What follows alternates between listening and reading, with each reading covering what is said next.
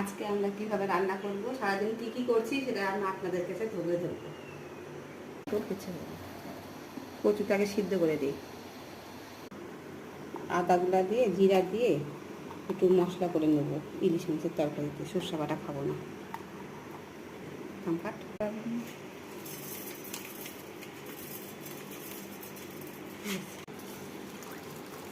শুকনো লঙ্কা দিই।